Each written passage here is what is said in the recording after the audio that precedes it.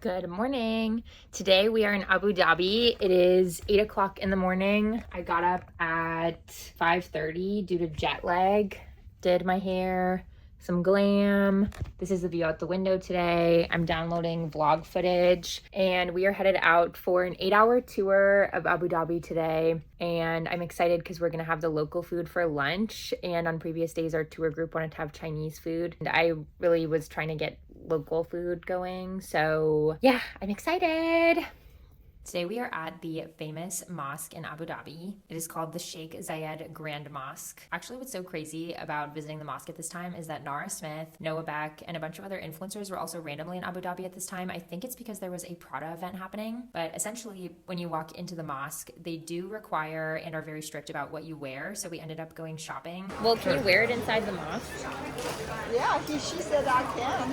You have to cover your shoulders, your knees, even your ankles. Your hair has to be covered. And if you actually try to take photos even with your hair showing too extensively, they will come up to you and watch you delete the photos on your phone.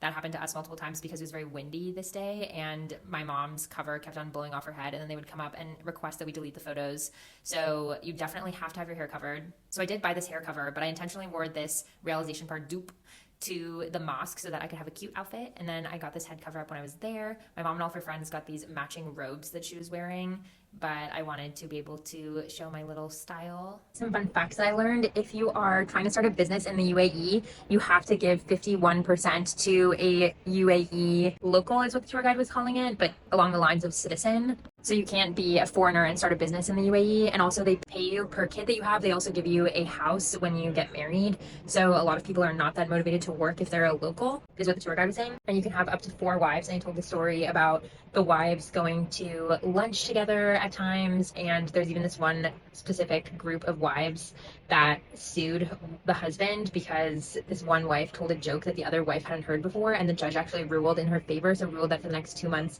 he had to tell every joke that he made to every single wife. And all wives have to get the same benefits. Even when you get divorced, you still get the same benefits. But everything else is free. Walking into the mosque and walking out of the mosque, there are so many stores. Okay, can I try one of the rose ones? So I went shopping. Of course, I had to try the dates because, fun fact, the dates in Dubai are famous. In case you already didn't know, they always stuff the dates with all kinds of things. So I tried one date that was covered with rose and had some other sweetness in it. I also tried this camel milk ice cream that was really good. Like all great tourist things ends with American chains. And then we ate in the mall that is connected. My mom and I wanted to have the traditional food, as I mentioned earlier in this vlog. I really like to mainly try and eat the traditional food wherever I'm traveling to. So we went to this place that was connected. It was buffet style, so you could have unlimited food, but they gave us so many dishes. Unfortunately, we could not finish all of it, but it was so good.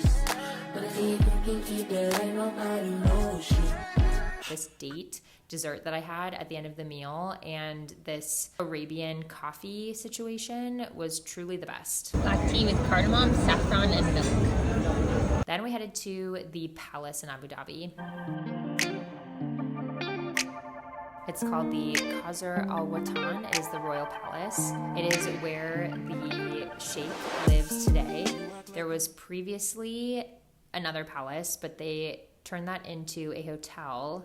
I believe it's Mandarin Oriental now. Then we headed to this little village situation. Trying to do it over, bring it back and rewind it. But all that glitters isn't gold. There's a really nice beach that was attached to the village. Different than in Dubai, not so dusty. It was very clean, clear water. It's pretty warm.